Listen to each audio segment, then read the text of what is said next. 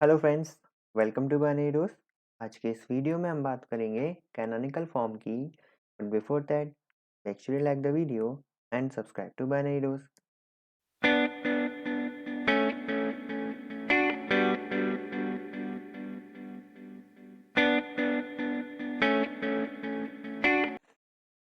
So what is canonical form? In Boolean algebra, Boolean function can be expressed as Boolean algebra के अंदर हम Boolean function को express कर सकते हैं either canonical disjunctive normal form और canonical conjunctive normal form। अब आप कहेंगे हमने तो अभी पिछले दो वीडियो में पढ़ा है कि एसओपी में करते हैं और पीओएस में करते हैं, तो ये वही है।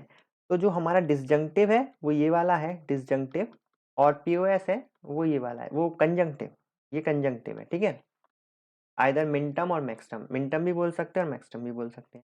अब ये कैनोनिकल वर्ड का क्या मतलब है, ये हमको इस वीडियो में समझना है। In canonical form, all terms, either sum term or product term, must contain all the variables either in true form or complemented form। Canonical form में क्या होता है, हमारे पास जितने भी टर्म होंगे, देखो अगर हम पीओएस में बात करें तो हमारे पास कौन से टर्म होते हैं, हमारे पास सम टर्म होते हैं। तो जितने भी हमारे पास सम टर्म होंगे उन सब में हम सारे वेरिएबल का यूज करें, या तो ट्रू फॉर्म में यूज करें या कॉम्प्लीमेंटेड फॉर्म में यूज करें। उसी तरह एसओपी, एसओपी में हमारे पास क्या होंगे, प्रोडक्ट टर्म। एसओपी में हमारे पास क्या होंगे, प्रोडक्ट टर्म। तो उन प्रोडक्ट टर्म में हम सारे वेरिएबल का यूज करें आइदर इन ट्रू और इन कॉम्प्लीमेंटेड फॉर्म। ठीक है, तो अब इसे एग्जांपल से देखते हैं। Which are of the following in canonical form, हमें कुछ एग्जाम्पल मिलेंगे, हमें ये बताना है कि कौन सा फंक्शन कैनोनिकल फॉर्म में है या नहीं।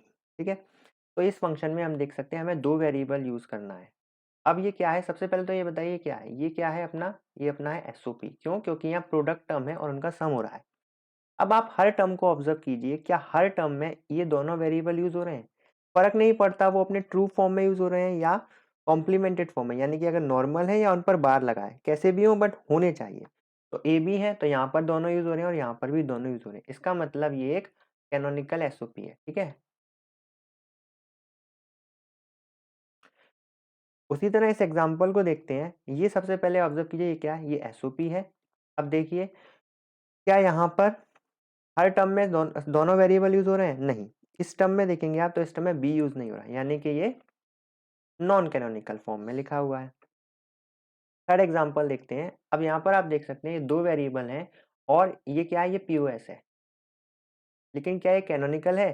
तो दोनों टर्म में आप देखेंगे दोनों दोनों वेरिएबल का यूज हो रहा है, इसलिए ये कैनोनिकल फॉर्म में लिखा हुआ है। इस एग्जांपल को देखें तो यहाँ तो दोनों टर्म का यूज हो रहा है, लेकिन यहाँ पर दोनों टर्म का यूज नहीं हो रहा है, तो ये कैनोनिकल फॉर्म में नहीं है। इस एग्जांपल को देखें तो ये क्या है, एसओपी। ठीक है, सम ऑफ प्रोडक्ट। और हम देख सकते हैं यहाँ तीन हमारे पास टर्म है, क्या तीनों में इन तीनों वेरिएबल का यूज हो रहा है, नहीं। इस वेरिएबल में दो ही वेरिएबल का यूज हो रहा है, तो ये हमारा कैनोनिकल फॉर्म में नहीं है। उसी तरह इसमें देखें, ये पीओएस है, यहाँ पर हम तीनों वेरिएबल का यूज नहीं कर रहे हैं, इसी तरह ये भी कैनोनिकल फॉर्म में नहीं लिखा हुआ है। ओके ओके, सो इस वीडियो में हमने सीखा कि कैनोनिकल फॉर्म क्या है और हम कैसे पहचान सकते हैं कि कोई एक्सप्रेशन अपने कैनोनिकल फॉर्म में लिखा हुआ है या नहीं। अब अगले वीडियो में हम ये देखेंगे कि हम किसी फंक्शन को अगर वो कैनोनिकल फॉर्म में नहीं है तो उसे कैनोनिकल फॉर्म में कैसे ला सकते हैं।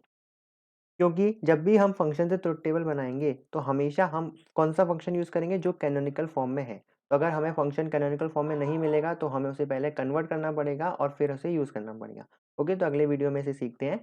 आई होप आपको ये वीडियो पसंद आया होगा। अगर आपको ये वीडियो पसंद आया तो इस वीडियो को लाइक कीजिए, इस चैनल को सब्सक्राइब कीजिए, इस प्लेलिस्ट को एक्सेस कीजिए। Thank you very much.